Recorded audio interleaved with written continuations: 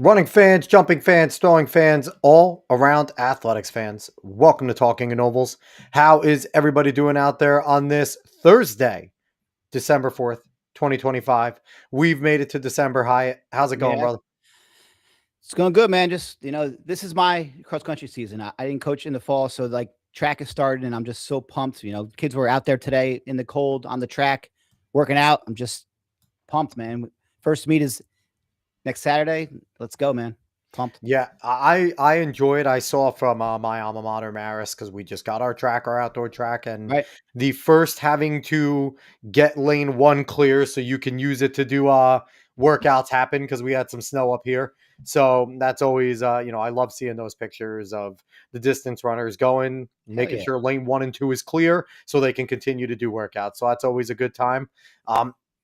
Before we get into the fun stuff, everyone, we appreciate you all for watching wherever you're watching from. It's episode number 168 today. So whether it's YouTube, Facebook, Kick, Twitch, or X, we appreciate it all. Make sure you like, share, follow, subscribe, all that good stuff. Make sure you're doing all that for us because we appreciate it. It helps. Leave some comments, all of that. But last week, we had a fun show. We always enjoy talking to our good buddy, Chris DeFilippis, head coach over at Westfield High School. And we had, I think, a really good, fun conversation, some spirited debates going on. Much about his team. And we did early on, but we just got into all aspects of the sport. And it was a great listen. It was fun. I've listened to it back twice now. And it's always fun to just hear Chris, my old college roommate, just talking about track. It was great. A lot of wisdom, really informed opinions too, things like that. Like he's a resource for us. Like if I'm not even lying. Like we will sit there and if we don't know certain things, there's a good bevy of coaches that we use as resources. Chris is one of them. So we appreciate that. He's an awesome dude. But this week, I want to get into it. I want to bring in our guest because not only is he a coach, he is a staple individual in the running community over where we're from in the Shore Conference area. So let's bring him in. He is Rob DeFilippis. He is the owner of Runners High and also the head coach over at Red Bank Catholic over there for the Casey's. Rob, what's going on, man? How are you guys? Doing well. We appreciate you jumping on. It's always good. We are trying to make sure that we get a big grouping of all the Shore Conference coaches so that when you guys are popping up at meets, you could just look at each other and go like, okay, what episode were you on? What episode? Like, we're just trying to make sure that we get every single one of you there so you can all talk about it. Nice. So that is the main goal. But before we get into your story, because it's actually, Dave, it's been a while since we've actually had a guest tell us their story, which I'm excited to hear. Me too. We want to get to another one of our former guests before we go jumping into Rob, because we had an individual, Brian Prendergast, who has been named New Jersey Boys Cross Country Coach of the Year over there at Manalapan. We talked all year about the things that he's done. We had Coach Prendergast on before, and he just did some great things. And I don't think we could say enough about how good of a job he did over there with the boys, Dave.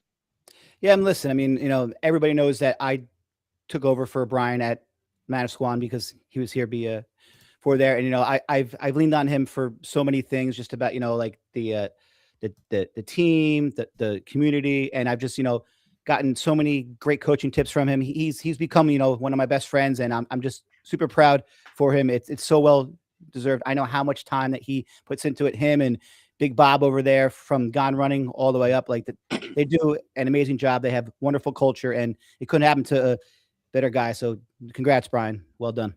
So, Rob, from your perspective as a competitor and things like that, and seeing what other coaches do, obviously knowing what they go through, you've been coaching over there at Red Bank since '99 and things like that. You've been a runner.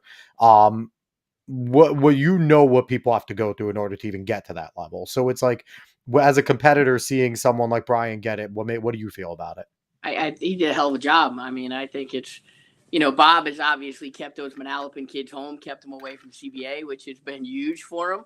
Very But big. coming in, taking over, and having the success he's had as quickly as he did over there. When he was at Manasquan, I mean, I coached guys and girls at RBC. He was really starting to turn the curve on the girls' side. He had George there with him, and I'm like, wow, they're going to be something to be reckoned with here. And then, Manasquan made whatever decision they made. Dave, you're in the catbird seat now down there, man. but Brian stepped into it in Manalapan, and he's taking it running, grabbed the bulls by the horns, and I mean, hey, hats off. CBA hands down is the best team in the state, but you get number 2 off that, you're doing something right over there for sure, 1,000%. So congrats to Brian. It was fun to watch him all fall and see the success he had. Yeah, Agreed. yeah, and we can jump in a little bit here and see the write up. I believe it was our buddy we had on a few weeks ago, Bakari Tice, doing this one. Really quick reading it. This was a milestone season for the Braves, who won their first Monmouth County title ever, and then captured their first state group championship since the program won Group 3 way back in 1979.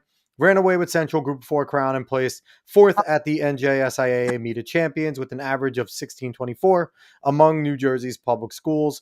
Only perennial power Haddon Field ran faster. So, again, just highlighting the great year he had. So congrats to Brian. Well deserved. And honestly, just excited to see now transitioning to indoor and what that team is able to do now that he gets the sprinters, he gets the throwers, the jumpers in there together. They have a nice anchor there, obviously, with the distance group. Let's go. And now I have 2 more coaches sitting next to me who are going, want him to do great, but not that good, damn it. Like, we want to beat him too. Best luck to everyone, man.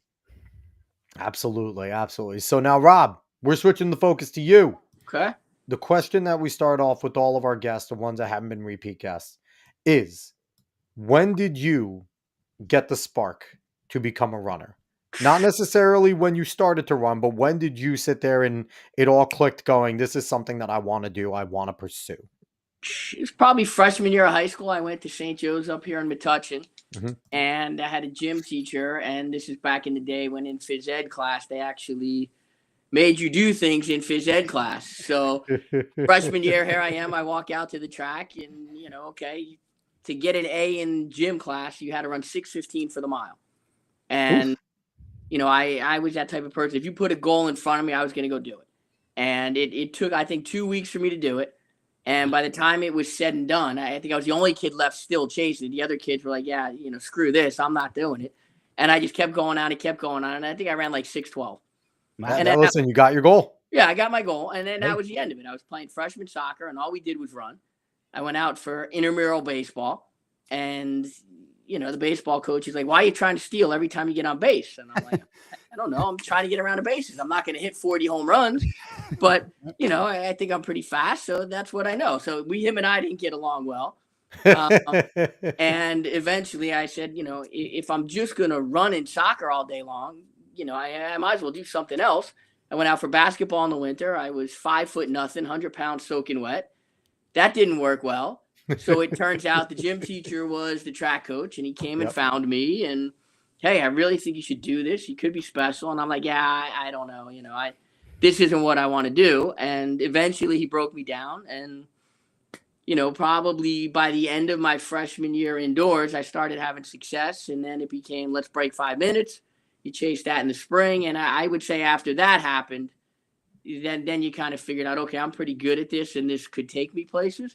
Never realizing that, 40 years later, I'm owning a running store. I'm still coaching, and I can go to work in a hoodie and sneakers. And the only time I got to put on a shirt and tie is if somebody dies or I go to a few wedding. So it worked out pretty well, I guess.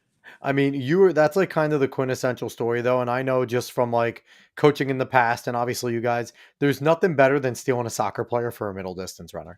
Right? Like you take that soccer player that's center mid and you're just like, we're putting you in an 800 right away. Cause I know you can run sub 210 right away. Like, so there's nothing better. So, I mean, and also, especially with us distance runners, we go and we try all the other sports. And then it's like, you know what? We're just good at running. We're just good at running far. We figure it out. We're like, we're just really good at running far. That's what we can do. So in your time as a runner, Coach George here coming in saying, I believe you would have hit 40 home runs. Thanks, Coach. Appreciate that. Yeah. So in your time as a runner, I want you to go through memory lane and starting back from when you first started running all the way up until I'd imagine you still run. When we have a running store doing some 5Ks and stuff. Good, I do. There you go. So what have been some of your favorite memories going back from middle, high school, college, all that good stuff? Wow. I think probably my first real memory or motivating factor had to be freshman year. I told you the goal was break 5 minutes in the spring, and I went to St. Joe's, and Gary Trojanowski was the head coach. He ran at Villanova. Gary was a 147, 148 guy back when there were no super shoes, and he's doing it on a cinder track and everything else. Yep. The spikes were like this big. Yes, yeah, they were wearing the whole deal. Yeah, absolutely. And so the first time I break 5 minutes, we're at a dual meet back in the day when you ran dual meets at Sayreville High School. And the seniors and juniors basically caddied me through it. They got me in. They weren't letting me out of the group or whatever. And I think I ran like 4:57. There you go. And so I got my. That's not just breaking it. That is breaking it. Like, and you always get that. If you run anything, if you run a 4:59, anything over a 4:59.5, it doesn't count. So you got to really break it. Like, yeah. Wait. Who says that doesn't count? 4:59.5 is breaking 5 minutes. Well, it depends. It depends. A lot of you will get ribbed if that's your PR. 59.6, it shows up as 20.00. So exactly. Exactly. So you broke it. So I broke it, and I remember it like it was yesterday. I walked down the track, back to get my stuff, and Trojanowski's a varsity coach, and I'm a freshman, and comes up behind me and he says, you feel pretty good about that, huh? And I'm like, yeah, it's great. I broke 5 minutes, and I'm super pumped. And he puts his hand on my shoulders and he says, I ran 4:37 freshman year. And he just kept on walking. And to this day, that still motivates me beyond motivation. It was his way of saying, yeah, kid, you know what? You're okay, but you got a lot of work to do.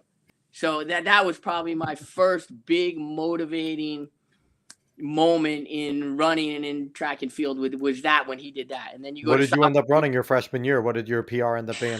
I think I got down to like 52 and then started playing in the 2 mile a little bit. Yeah. And so I was a good freshman. I wasn't a great freshman, but Hyatt knows freshman year speed that okay, you could be pretty good at this. So Hyatt knows freshman year is probably the highlight of my running career. Yeah, that was when I was at my best. I ran a 4:31 as a freshman, and literally all downhill from there. Just got hurt every year. Every single year. I ran a 4:40 as a freshman. Yeah, so it was like we were good freshmen and just sucked at everything else. I'm the low guy in the room. Freshman PRs. I'm the bottom of the list here. Yeah, what was I? I was like 207, 4:31, and 10 flat. We can stop the PR talk now. That's the only time that Alex and I are winning that one. We could beat most people freshman year of high school. Anything after that, you guys not anymore. There you go. No, I still think 4:31 holds up pretty well for freshmen in high school. No, without I would be very, very happy if I had a my God. Yeah, for sure. Yeah, no, that was, and now honestly, I think I barely ran faster than that in my life. Like that's me. 4:31 guy. I'll take it. So let's continue. What other great memories have you had? From there I had a decent high school career. I had mild success, and I got to go on to University of Maryland and run down at College Park, down there in the ACC and compete doing that. And then from there, I'd come back to Jersey, which I swore I never would do. I thought once I get out of Jersey, I'd never be back. And here we are sitting in It Jersey. sucks you back, man. It sucks It you back does, in. Was Coach Valman there at that time at Maryland? Valman was gotten not there. Valman came in. I was gone probably. I think Valman got there late mid 2000s. I think around 2010, 2015, sometime in that time frame. What did you end up running over at Maryland? What were your like specialty races? Like what did you end up focusing on as a runner in general? I mean, they kind of bounced me around a little bit. I mean, my best or favorite race was probably the 3K indoors. It took me till junior year to convince them to let me steeplechase. And I did that and had, mild success at it, but my body would just get trashed after every steeple race from the pounding and the impacted stuff. Yeah. So, I mean, I think I ran like 9:15 in the steeple, and still pretty damn good. Yeah, Still pretty damn good. Decent, but I couldn't stay healthy. And yeah. So, at Maryland, I was in the top 7 in cross country, but, I was never the superstar guy, but, it taught me a lot of discipline, and, being a Terp's not all bad in life, and, having certainly not now. No, I mean, exactly. and you're running major ACC competition, being top 7 on a major ACC school, like that's no slouch. There's some pretty damn fast guys there.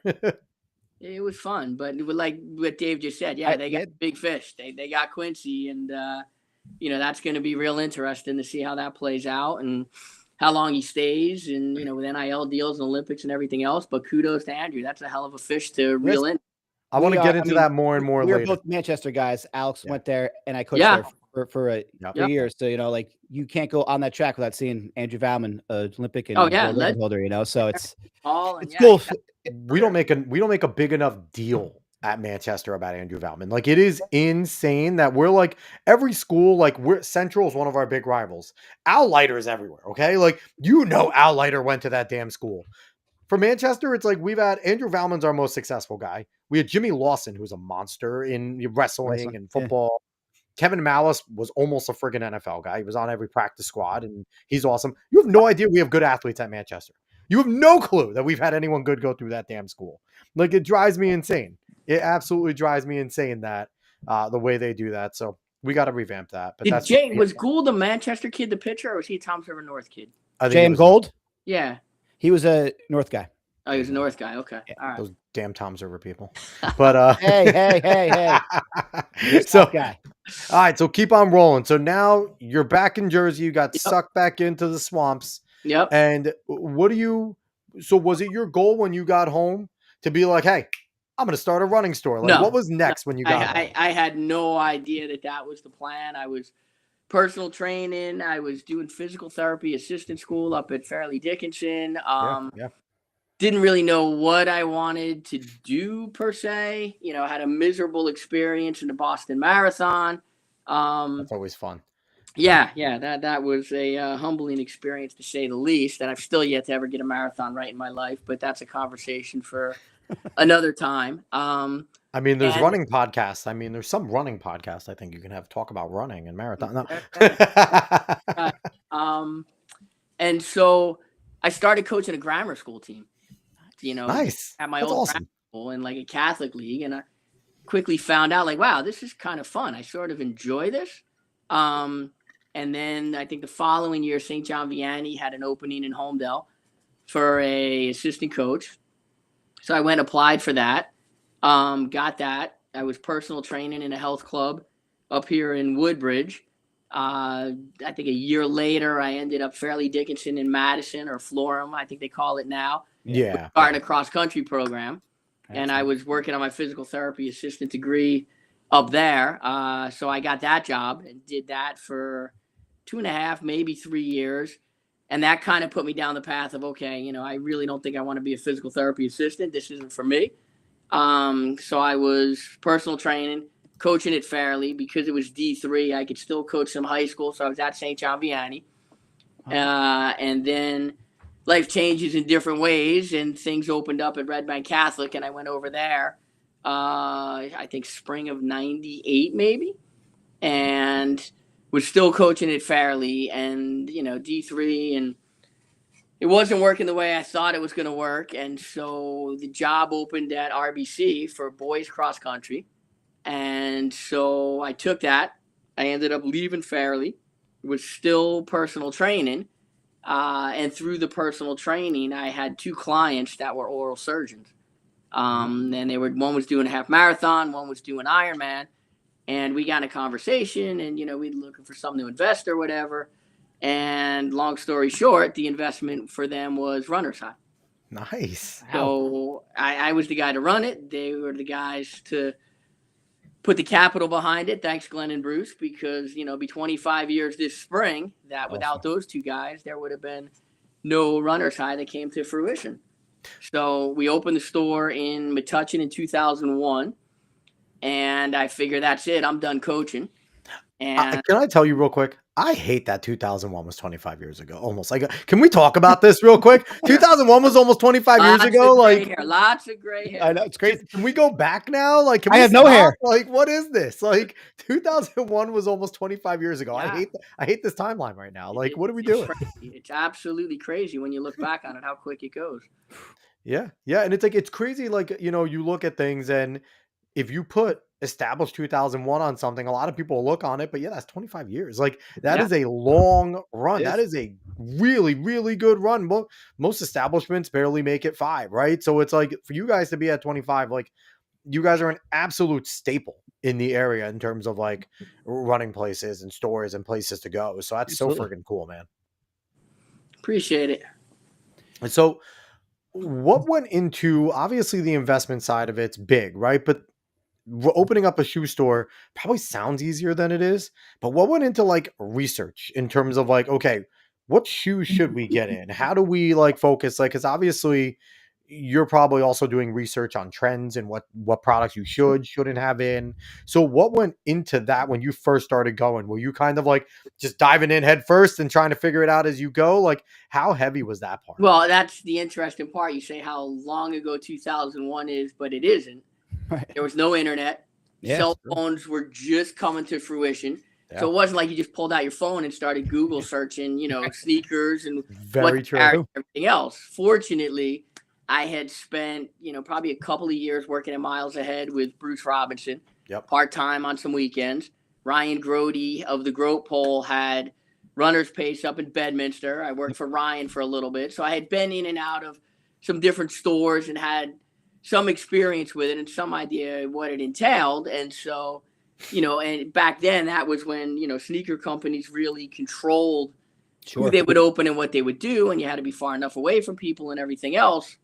So, we went out to lunch one day in Metuchen, had a good lunch, talked about some things, found a space. And, then from there, it was kind of like, okay, we got all the brands to open us up, and, here's the shoes we're going to carry because this is kind of the running line of what it is. And away you go from there. And, my dad, I'll never forget the conversation with him where we sat down and talked about it. And I said, look, here's what Glenn and Bruce are talking about. And he's like, wait a minute. He goes, so they're going to put up the money? I said, yeah. He goes, and you're going to work? I said, yeah. He goes, I know you weren't the best individual in school. He goes, but that seems like a pretty good deal to me. If you're successful, you got part of a business, but you're not putting up any capital to start. He goes, you should be running to the door to start this tomorrow. Yeah. And, so it worked out. We did that. Glenn and Bruce hung around for a couple of years in the shops, then decided, it wasn't what they wanted to do anymore.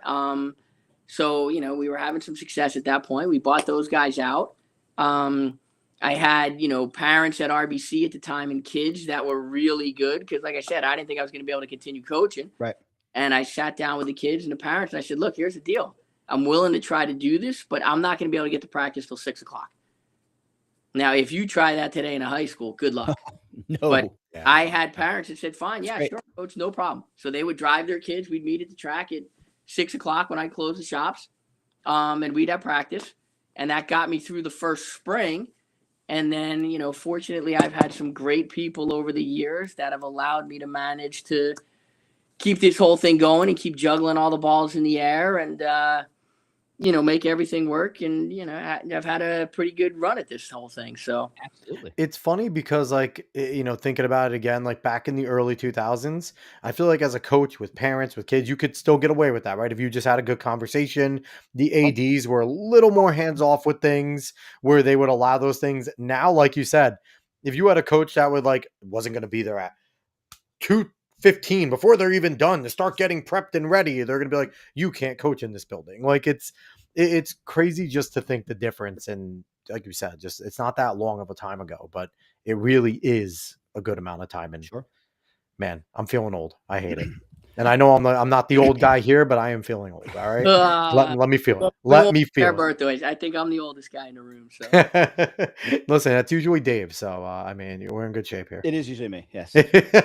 So I want to get back into your career at RBC, because you've had some absolute phenomenal teams, some great individuals. What has that whole journey kind of been like? And when did you feel like you were really, because you were talking about your first spring and practice at 6, when did you finally feel like, all right, like this is my program and you could kind of take it where you wanted to? I think it started with the boys around 2002, 2003. You know, we had a good group of 3 kids. Conrad Laskowski was one of them, and Matt Piccarello, JJ McCarthy, Joe Berardi, who's now the girls coach up at Westfield High School. Yep. Kind of bought into what I was doing. And, you know, I'm JJ's freshman year. He comes to me and he says, Coach, you know, and he was starting to have some success and he's figuring it out. And he says, I think I'm leaving. You know, my parents don't want to pay to be here anymore. I think I'm going to go to Colts Neck had just opened or whatever. Yeah. And I'm like, oh man, I mean, it just crushed me. I'm like, I'm bummed. And like 2 weeks later, JJ came back and he said, Coach, I don't think I'm going. I'm like, why? He goes, well, my parents, you know, I said, I don't want to know anymore. If you're staying, right. I don't need to know anything else. All that matters. Tell me anything. Right. I don't want to get involved. Right. I just want to know that you're here. You're here. Let's go. And so, you know, those guys were my first real group of guys that, you know, they made nationals. We ran like 17:53 in the 4x mile that year. Nice. Joe was a sophomore and, you know, he came over from football and we called him One Hit Wonder Berardi because, you know, he once a year he would hit a home run like you can't imagine. So his sophomore year, we go up to, you know, they used to run East Coast relays at Morristown High School. Oh, yeah. And it's like, Joe, look, I'm going to lead you off. All I need you to do is keep me in the race, and these guys will take care of the rest. And he goes out and he runs like 4:35 on the lead off of the 4x mile. And it's like, okay, here we go. Cooking now, you know. And so we hit it. We run the 17:52. We go to nationals in June, and Joe runs like 4:53. And, you know, we got the one wonder. His senior year, he gets 4th in the meet of champs. Running 16:07. He'd never run any faster than 16:40 the week before. So, you know, great awesome. Story there. Yeah, I mean, those are the kids you love forever. But at least he's one hit wondering at the right time. Oh yeah, no, no question. He could you imagine if it was at a dual meet? Like it's like, no, don't do there. Right. So he picks his spots to do things. You know, and then 2007. The girls' job opens up. Mary Banks decides that, you know, she's going to retire and go enjoy life and travel around and things. And so Billy Bruno, rest his soul, you know, RBC was back and forth with what they were going to do or whatever. And Billy got in a conversation with our AD at the time. And he's like, you know, this is a no-brainer. Rob's here. He's familiar with the girls. Like, who else do you think is going to come walking through the door? Right. And so fortunately, they gave me the shot. And, you know, the girls are obviously with football at RBC and everything else. We don't get nearly the number of guys that we do at CBA. We've had some success over the years, but it's hard juggling numbers and getting kids. But on the girls' side, we've been fortunate to have some bodies. And absolutely, you know, I've been really lucky. I mean, we've won Meet of Champs titles. We won a national title. We've won several Eastern States titles on the track and stuff. You know, we've had multiple. The Caseys are a force to be reckoned with. Those girls. So they really are.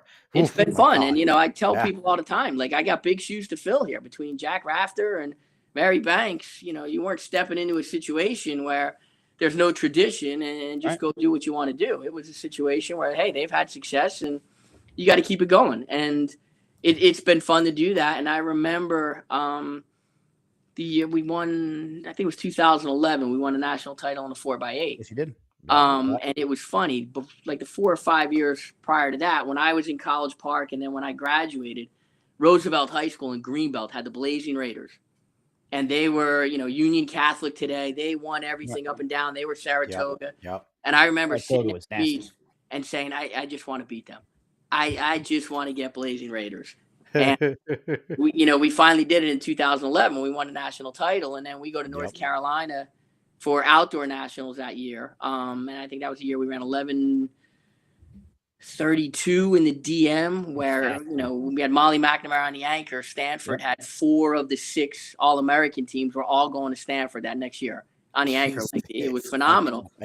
And I remember sitting there talking to my assistant coach. We're at the hotel the morning of the race, and the night before we had dropped the stick in the 4x8, and we got 8th, and it just crushed the girls. That hurts. And I'm sitting there outside with Shannon, and I'm like, you know what? I said, we're here. And she goes, what do you mean? And I'm like, we're here. We're in that conversation with these teams now. Like, and so we dropped the stick on Friday night. They don't get All-American, and we come out on Saturday, and, we run 11:32, which at the time was the ridiculous state record. I think up until last year when Union Catholic just crushed it and obliterated it. But, that was probably. There's nothing wrong with the Union Catholic girls doing that. They're incredible. For sure. So, we had that. And then, the demon in the closet, the big ghost was, I had some kids that had won Meet of Champs titles individually, but never had the team title. Yeah. And so we finally in 2014 kicked that door down and got that. So as great as that is and all the success, then you have all the kids in between that. Sure. I'm walking at Bell Labs the other night after dinner, and I run into a mom, and she says, Coach D. And I'm like, yeah. And she tells me who her daughter is. And I mean, her daughter ran for me like 15 years ago. And the greatest compliment is she goes, you got my kid to do things that she never thought she would do. Absolutely. In her life. And she still runs today. And to me, that's better, or, that sticks with you more 100%. than winning the national title or winning the Meet of Champs. When you hear that from a parent, or you hear that from a kid that calls back and says that, after 20 years, hey, you know what, like, nobody motivated me like you motivated me 20 years ago. And you've made me into the person that I am today and the success I've had. That stuff to me is really huge and really fun and rewarding as well. So it's been a hell of a ride. I've never been a teacher in a classroom, but I feel like, my wife teaches at Allentown. It's probably pretty similar in that experience. Just you guys are dealing with academics, and I'm dealing with athletics and can have a little more fun at it sometimes, I guess. I do both, and they're similar in many ways. It's just because, like, all we want to do is just that's why I love, like, spring break or Christmas break, having all those kids come back who are in college and visiting you. Like it just makes you feel like I made a difference. Yeah, it's great. Yeah, for sure.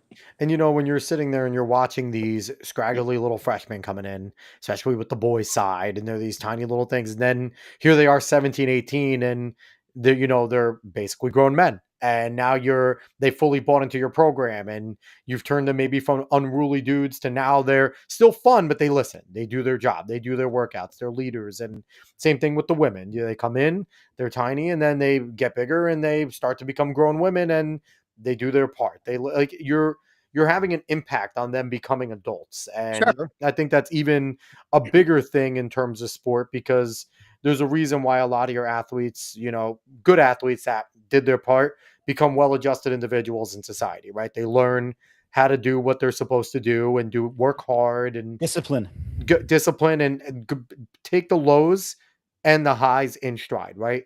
Try and stay as even keel as possible. And good coaches help that so much. And now they all come back and tell me they're marathon runners, which is I have sprinters that do it is always weird, right? It's amazing. Huh? The sprinter kids that come back like, yeah, D, I just did a marathon, or I'm doing a half marathon. Like, wait, what?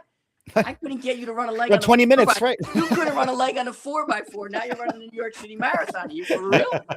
It's interesting. It's always funny how when they come out like, you know what, I could have done more. I'm like, I told you to do more. You're the one who chose not to. Right, you didn't want to do it. Like, there's only so much I could do. 100%. Right? Yeah. So, Rob, do you find that any of your guys have a little bit of a chip on their shoulder because they know that, like, the football program is like the kind of the big fish, and the girls do have a bigger turnout typically? Do you find that, like, your guys try to have a little bit of that chip on their shoulder to be like, hey, may not be as many of us, but we are still a good program? Yeah, I mean, the mantra here is always we do a lot with a little, and that's what I try to get them to buy in. Look, we're never going to have the guys that we're going to have enough depth to do things. But if we can pick our spots and do things and have success with it, then that's huge. I mean, when Napolitano was here, we had another kid that ran for us, Doyle. And we were coming up to, I think it was a county relay meet or something. And Doyle, he probably had a stress fracture, stress reaction. And,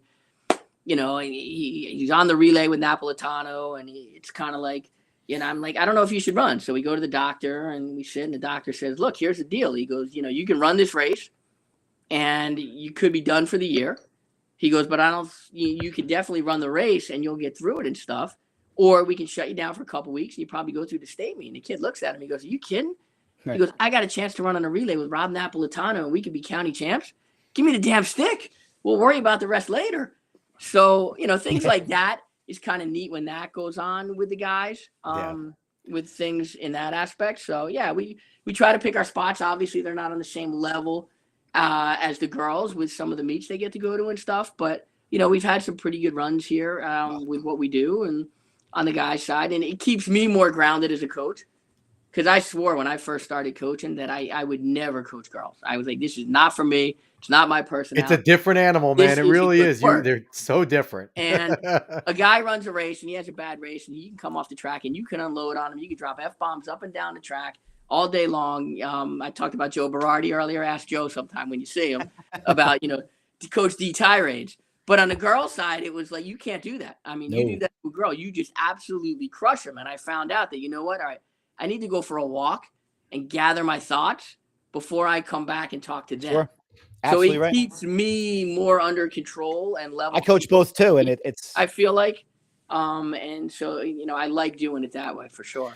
Listen, even when I was in high school in the mid-90s, you had John Clark, you had Kavanaugh. Like they've always had tough, good kids. Yeah, soccer guys. Both of them were soccer players. Yep. John was my college roommate up at Rutgers. Really? I didn't know that. Him, Chris Tefelsky, Adam Nalvin, Wilfredo Rivera. Like we were all there at the same time, all living in the same house. All Jersey legend guys. Yeah, sure. They've all been on this show too. We force them all to come on. They helped build this show. If it wasn't for Dave's college roommates for our first episodes early on, they all came on. They were gracious enough to even get this show off the ground. They were. So, our whole entire interview style started because we had some of the best coaches in the state willing to come on early on. So it was a gift. I didn't realize Dave was the whole connection to all of that. Oh, Dave is we don't have a show if it isn't for Dave, to be quite honest. We are just two screwballs talking to ourselves about track instead of having interesting guests and people like yourself and all the connections to coaches to come on and actually give good stories. No one wants to hear me and Dave talk. They want to hear our guests talk. Like they've heard us talk. They're not interested.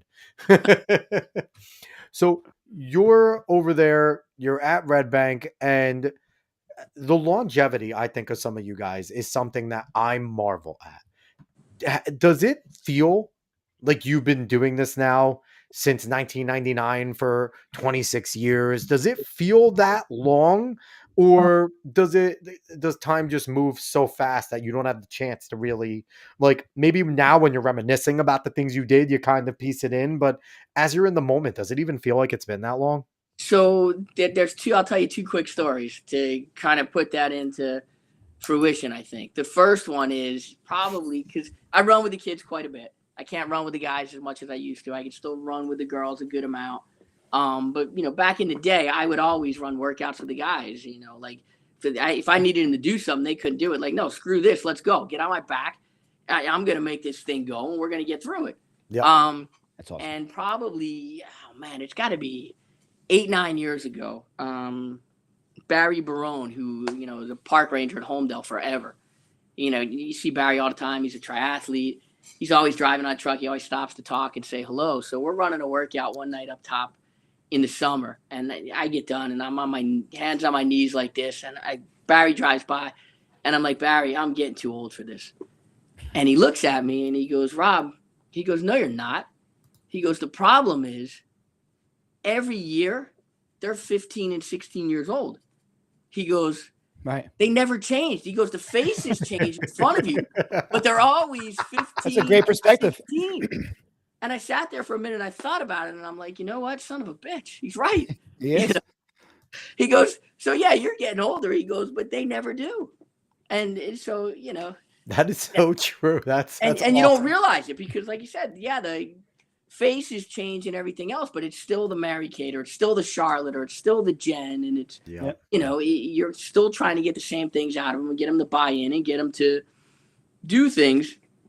with that aspect of things. So you don't realize it in the moment, but then when you look back on it, I think the biggest thing I reflect on, and I say all the time, is, we won the Meet of Champs. We've won a national title. But I don't know that I really appreciated it going through it, because you were so caught up in the moment. So as you get older and you do this long enough, now I tell the kids, you know what? I'd love to go through it again and appreciate it more and enjoy the ride. Sure. And that's the biggest difference as you age. When you're a young coach, everything's going a million miles an hour. It's like a Chinese fire drill. And then as you get older, the world just slows down around you. And if a kid doesn't have their shoes, or they're late for the race, it's okay, calm down, take a deep breath, let's fix this. And I'm the calmest guy in the room, whereas when I first started, I'd be losing my mind on a kid. Like, what do you mean? How you doing this? Like, go find your F in this and that, and we got to do this. So I think those are the two aspects that answer your question of it's a long period of time, and you don't realize it as you're in it, but then when you look back at it, potentially, that's almost 30 years I think I've been doing this. God. And also what I find too is, like, every year you're excited about something. So it doesn't feel like you're just rinse and repeat. Every year there's something new that you are excited about. So, like, every year is just completely different. So that's how I look at it. That's why, to me, like, it doesn't get old or it doesn't get monotonous, because every year is just different. Every season is different. Every week is different.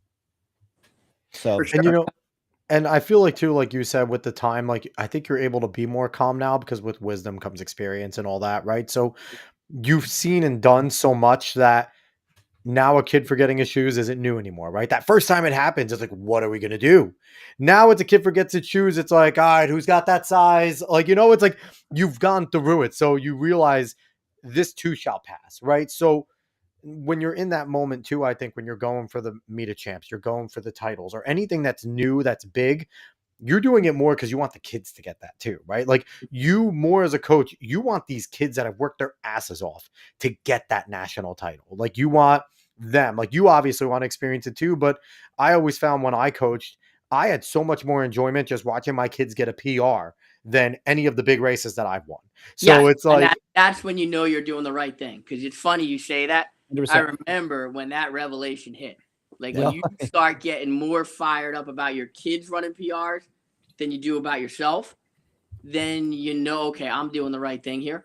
Because it's that freshman breaking 5 minutes that amps you up, because you watched how hard they've worked to get there, and they've been at 501, 502, 501, and all of a sudden they get to that fake sub 5, 4:59.5, but you are pumped now. You're happy for them, right? Like, you've been happy from A to Z. Like, that's what it's all about. So real quick with Coach Torchia saying, careful with all this old talk, Coach. We promise to not do any old talk when we force you to come on the show, because you have been eluding us past Carl's bedtime, though, isn't it? It's like we make him stay up every single time the show on. He stays up with us. An avid listener, and we thank him for it. We thank him, but I'm going to stop thanking him if he doesn't come on the show. Coach, we got to get you on the show. What are we doing? When we tell you, Rob, he's here. He always leaves great comments. He's fantastic. But we have tried. Dave has tried work. I think we all the past coaching guests need to sit there and get on him. He needs to eventually come on. To do this. Yeah, we got to bully him into it. Peer pressure. Just give in. I don't think you're going to bully Carl. No, I don't think anyone bullies Coach Georgia, to be quite honest. So, with being the owner of obviously Runners High and also a coach, do the kids come to you a lot in terms of, like, what shoe should I get? How should I do this? Do you get that a lot? And do you get random athletes too coming up to meets because they've seen you before going, all right, I think I'm near 300 miles. What's the new shoe I should come get? Like, do you get a lot of that? With the kids at RBC, it's just kind of like I run the store right out of the truck. So it's, like, your shoes are shot. Just ask your parents if they're all right if I can bring shoes to practice. Let's run the store here.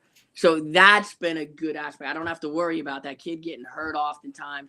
Their shoes are too old or anything else, because I can just, bring stuff the next day and hand it off to them, and we can run the store right there up and down the track and figure out what works and what doesn't work. So, that aspect is that, and it's not so much they ask you about different shoes and stuff. It's more, hey, you're the Runner's High guy, or you're the shoe guy. Dave's getting that with talking normal. Hey, you're the podcast guy. Yeah, right, exactly. How people know you, it's your identity. Yeah, listen, and so it's fine. But you So with Go the ahead. shoe technology, I think Yeah. but for when we first started this show a few years ago, the big thing was the super shoes were Mhm. coming in hot. Yep. And we haven't had as much of a conversation about that. There hasn't been many news articles written lately and Well, we hasn't have been the as one big last of a week thing. with We did. Nike's getting sued by the college kid who said that the super shoe was responsible for his stress fractures, and Yeah. we got So it. So with you and what you've seen in technology, has the fervor for the super shoe gone away? Is it becoming something where it's just now commonplace in the sport that if you're a top athlete, you're expected to have that and compete in that? What have you seen with that? it's twofold. Yeah, if you're an upper caliber kid or athlete, you're definitely wearing super shoes for every workout. Mhm. Your faster stuff, you're racing in it all the time.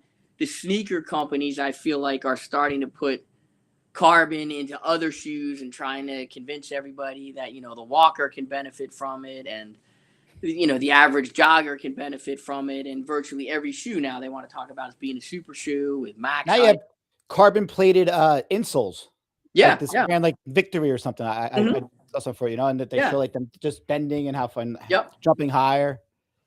They're Yeah. gonna be like the new pump up shoes, like the pumps that we used to have in like the Reebok 90s, pumps, the man. Oh, the Reebok Reebok pumps. pumps, That's man. what they're Reebok, gonna be Hey, basically. yeah, yeah. Pump up your shoe for sure.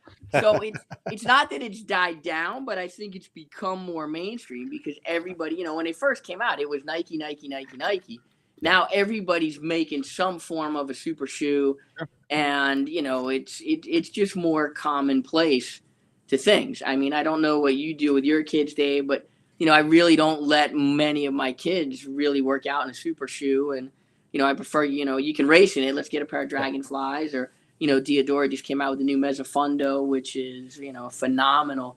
Uh, their shot at a Dragonfly, and then that's what Marco's been racing in all summer over in Europe.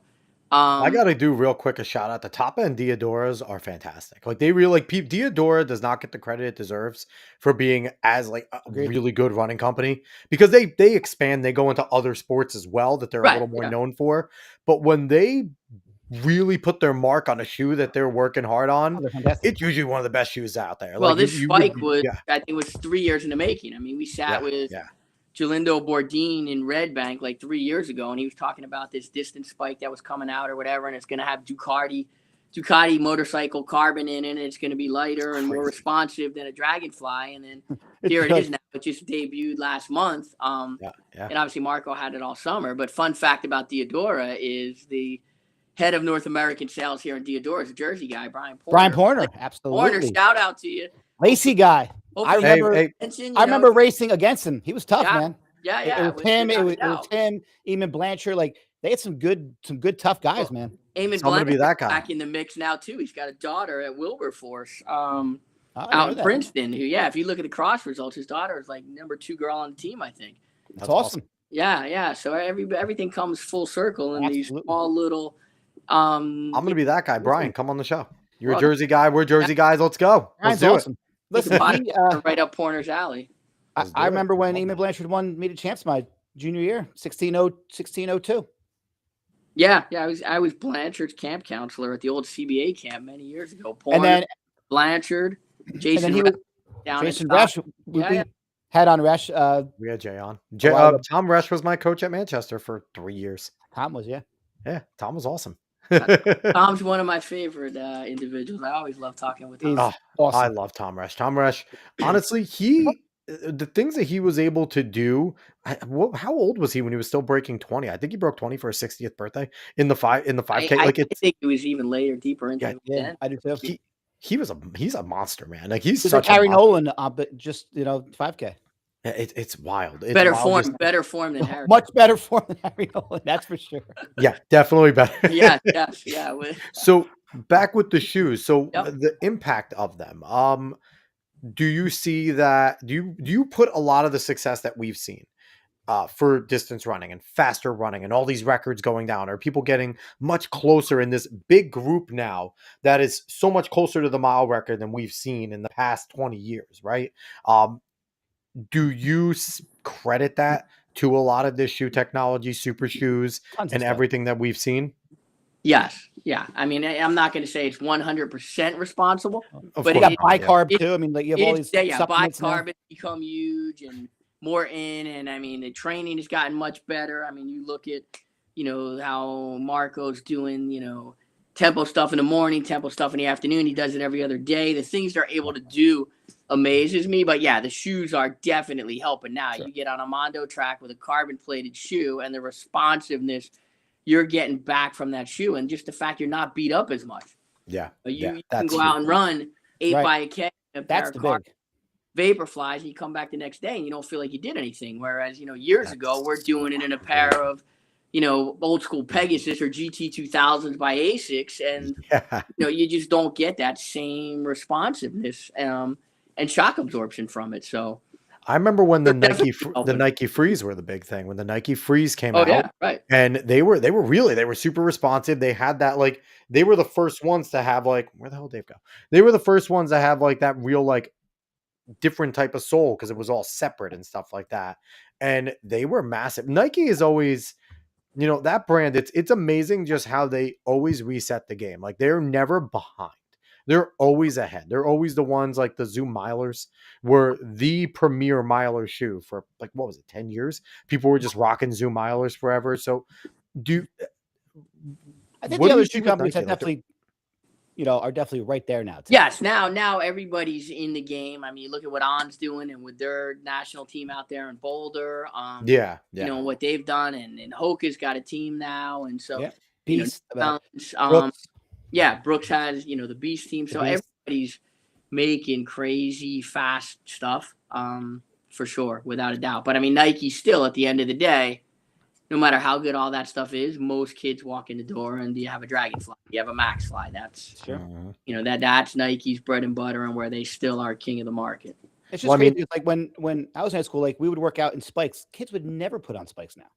Like you don't have to. Yeah, no, I did it in college. I never did it in high school. We didn't do it in high school. No. At Manchester, we didn't work out in spikes. We worked out in our trainers, and then we did college is when we spiked up.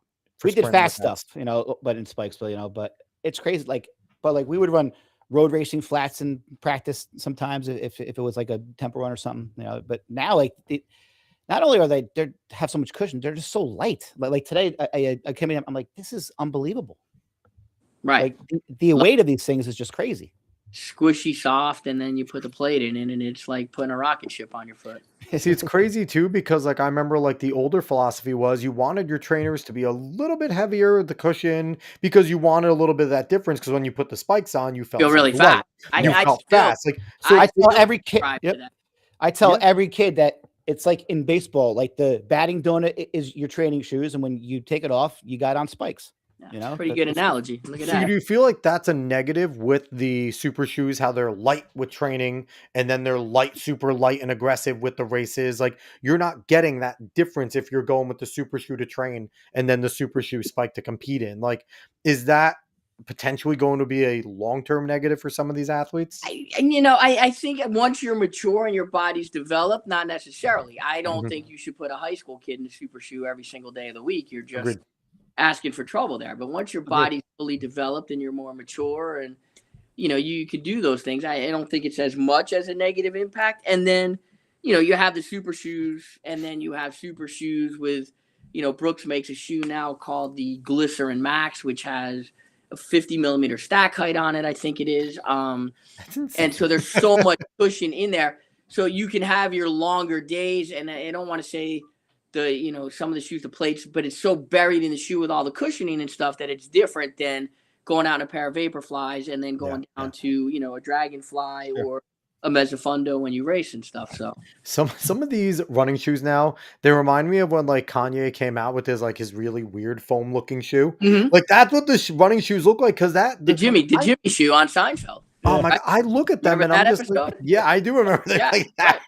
And that's what it is. Yeah. But I look at these shoes and it's like, I feel weird even thinking about grabbing them as a running shoe. Like, to me, I still gravitate towards my traditional looking running shoe. Now, I'm not trying to do anything fast, so I don't care. I just need a shoe that I'm able to run in and throw some mileage on. But it's like, I would feel so, like, I don't know. I can't bring myself to put my foot in one of those newer running shoes. Once you do it, then you can't go back. Like, it's magic. Like I wore Nike Air Pegasus for years, and now I put a pair of Pegasus on my feet, and I just feel like I've got nothing no cushion, no bounce or anything on it. So It's so crazy. Like, I No, don't it know, is. like it's crazy to think about. And I'm still just an old man in that sense where it's like, get off my lawn, give me my old looking running shoe yeah, but and let me be you happy. get these shoes, you might start running a little more. You'd be surprised. Yeah, no, A like little more excitement to get out and run. I think literally, of my ankle fixed first. My left ankle's I'm beat telling up you, again. knees don't hurt. Like you just feel lighter. Like you don't have to lose a pound, but just putting on those shoes, and you're like, all right, you're higher. You just feel lighter. It's unbelievable. So I want to jump into a little bit. We alluded to, Quincy Wilson going over to your alma mater at Maryland. And he's going to be competing over there for Manchester's finest, Andrew Valman. We talked with Coach Stefelski last week about whether we think he's going to be bringing his coach along as well and what that deal is. Now, we haven't learned all the ins and outs. We'll probably see as the season progresses and he gets into there. I hope not.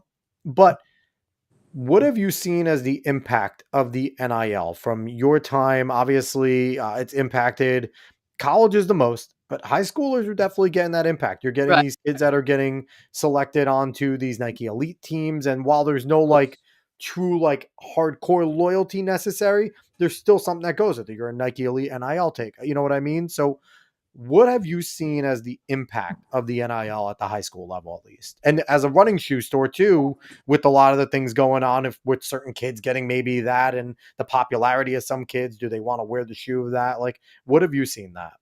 I mean, it's definitely changed things greatly. And I think if you use Quincy, and I don't know Quincy at all, and, I know Andrew a decent amount, but I think 10 years ago, Quincy doesn't go to Maryland. But now, he's probably going to South Carolina or he's going to Texas A&M, and that's not LSU, something like that. that's Yeah. not a knock against Maryland and certainly not Andrew. But, he lives in Maryland, so he's used to training and he doesn't need to be in 100-degree weather to be a sprinter. He's proven that works. Yep. He's got an NIL deal with New Balance already, so he's probably making some money. He's got a good situation there. So, he's comfortable probably being at home and staying close to that. Maryland's in the Big Ten, and financially he doesn't need to worry about anything. He's going to be set. He's made the Olympics and everything else. So I think that's the biggest change. It puts other things in play, whereas, even 5 years ago, if you're a sprinter, where are you going? LSU, Texas A&M, Florida State. Yeah. Arkansas. There's a select few. When Vince Arkansas, was there, maybe. and now he's at Texas A&M. So you're going there. You're going to South Carolina with Fry, but now it opens up other opportunities for kids because they're already taken care of. So it's not necessarily about I need to go to that big time team to put myself in a situation. He's got everything he really needs, and if he's comfortable in his environment, it's a home run. I'm surprised that certain schools haven't leveraged it more, like especially out in California.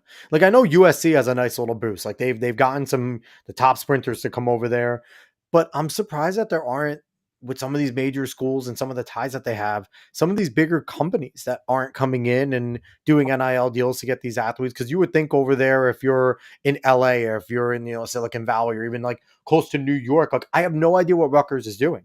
To be quite honest, like Coach Farrell's amazing over there, but the alumni over there, why aren't they reaching into more of the people in the city and going, what are we doing here? We could do 2 hours on that podcast of Rutgers. I mean, I've grown up. My dad went to Rutgers. I go back to when Bear Bryant came to play Rutgers at the old Giant Stadium, and he says at the press conference, "What the hell's a Rutgers?"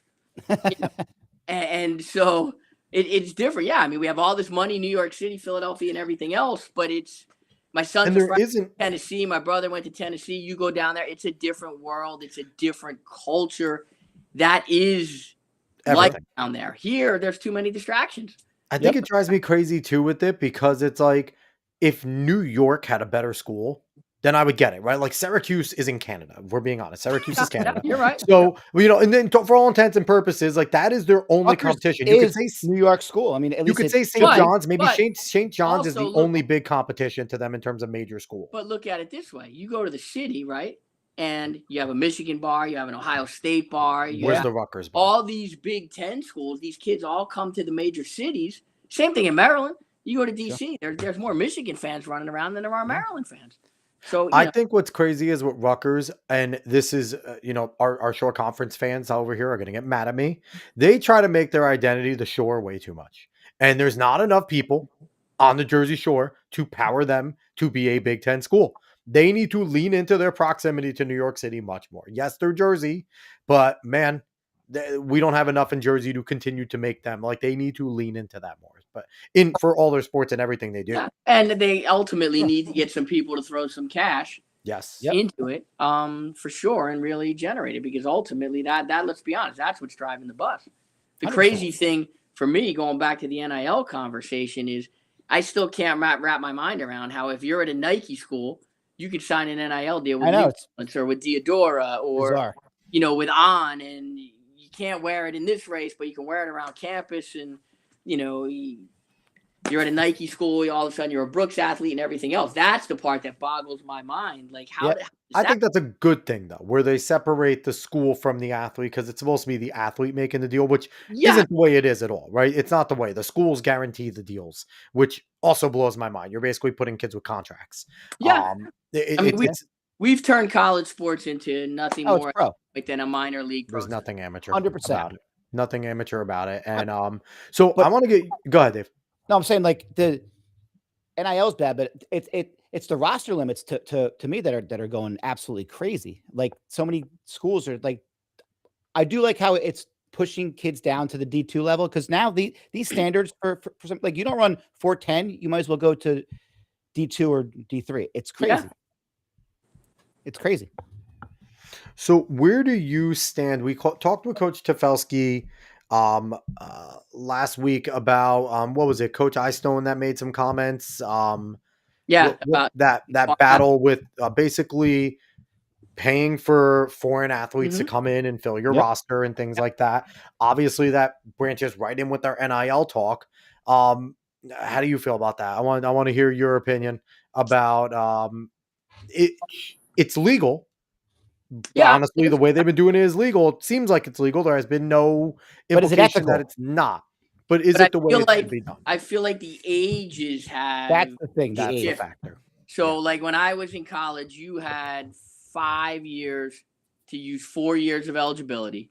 And in a rare instance, if you had some major medical catastrophe, you could get that 6th year. Yep. And I agree with what Eystone said, but Eystone also is at BYU, where he has Mormon kids that go on these missions and come back, and they're 26, 27, 28 years old, running against Marco Langen at Villanova, and Marco just turned 21 in August of his senior year. I mean, we're talking about 6-7 years different. You're running a grown man against still a boy. So, and not even that, where you're 26, 27, you're peaking. You're coming into your peak in the prime of your athleticism, as opposed to just starting to get in there as a senior in college too. Yeah. So I don't necessarily agree with all the foreign athletes, but if you cap them at 23 or 24, at least we're somewhat on a level playing field. Agreed. When you start going get 25, 26, 27, 28-year-old, Major Ethiopian, difference. And I'm not picking on Ethiopians here. No, Irishman, whatever you want, you're bringing grown athletes and grown men and women in to compete. And again, now we're not a collegiate sport. This is a professional situation set up out there, and it's totally changed what's going on and what we're doing. And and I'm curious how long until Tennessee, George Watts always wanted to do that team on American kids, and I always respected that. You know what? We're not going to go get a foreign kid. We're not going to sell out. Go get some kids. And how does it benefit a Clemson University to have one Kenyan runner at nationals every year? She's up front, and but where's the rest of the team? What else are you developing? Right. Not much. How long until that potentially trickles down into your high school prep levels and maybe your parochials, where there is a little bit less restraint, right? Depending on what you want to do. Do you see that potentially becoming a thing, especially with NIL sneaking into the high school level as well? Look at an IMG. IMG come in the picture down there, and they have all that major money behind them, and they've built, they've got teams and programs down there that are better than some college programs. Absolutely. And nobody's actually putting on a facilities. Yeah. It's changed. We had one of their better, really good athletes, Caleb Dean, on the show. He is what was he, a 3-time decathlete national champion? Just a monster. And he chose to go down to IMG. He's doing really good stuff down there. Great athlete. But he went down there and he was not shy about, I went down there. Their facilities are amazing. I'm going to get everything I need and more to be successful.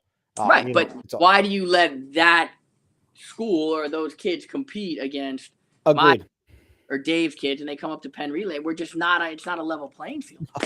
Right? You know, that's a conversation potentially where maybe there could be a prep circuit, right? Where they compete and they do things, because preps do operate on a lot of the preps operate on different levels. That's what New Jersey has in theory. That's why Yes. Bartlett didn't get to run, Right. a Lawrenceville prep, and you go back to Cheserek years ago. And, Idiot. yeah, we all want to see that selfishly in the statement. We want to see Bartlett go head to head with Starkey and Shepard and see what happens. But at the same time, it's a different world over there with what they're doing. And, St. Benedict's soccer team has how many foreign kids on there, and they're all going to school for free and living in dorms and stuff. And, my kids at Red Bank Catholic are going home at night to sleep in their own beds and, their own house.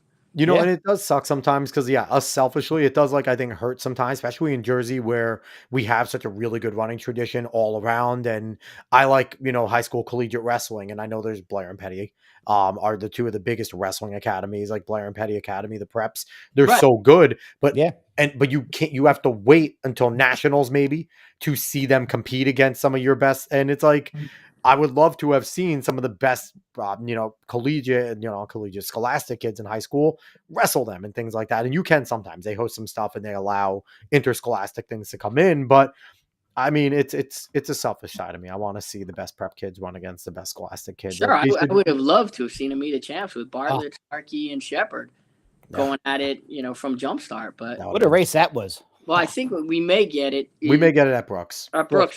Because Shepard's Starkey's in, Page is in. Starkey's in, and I don't see how Bartlett's not if she chooses to run. She just jumped to number 2 in the ranking, so congrats to Blair. She got the golden ticket, so she is, and but she's also has an advantage because she doesn't have to race all these races. She's probably fresh as could be.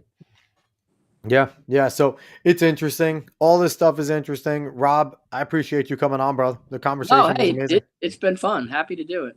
Yeah, thank you so much. What you do over there at Runners High, like I said, you are a staple in the area, and and obviously you guys have multiple stores, so it's fantastic what you guys do. You've been there forever, and I know there's so many kids and athletes that have benefited. The more running stores we can have in general, like we have up here in Poughkeepsie, Fleet Feet, and they popped up a few years ago, and we really didn't have anything, and it just energizes the community when the running store is there. There's something about the running store that everyone just likes to go to, and that's friggin' awesome what you've been doing there for damn near 25 years. So first off, thank you for Runners High. Runners High is friggin' awesome, man. Absolutely. Thanks. Appreciate it. And also, what you're doing over there with the Caseys too, the men and the women, obviously we benefit here from this podcast having the best coaches in the state coming on the show, and you obviously have done some ridiculously good things there. So thank you very much. We appreciate it. All right. Thanks, guys. I appreciate it. Everybody have a good Christmas, huh? Absolutely. So if you want to go follow Rob and what he's doing over there at RBC, you can go find him on Instagram at RBC Track Coach. If you want to go follow just Runners High and go see what's going on there, go at Runners High NJ over there on Instagram. And you can find us at Talking in Ovals on all of the social media, and you'll find us back here next week. I think we'll be back on Monday. Listen, it was my fault this week that we weren't on Monday. I was basically on my deathbed all weekend, and then Monday I wake up. I was feeling okay Sunday. Monday I wake up, one of the worst migraines I've had in my life. I could barely function. So I was like, Dave, I don't know if we're doing tonight. And Rob, I appreciate you being flexible to come on Thursday. Anytime. Happy to do it. Absolutely. So once again, we are Talking Novels. We will be back next week, everybody. So long, y'all.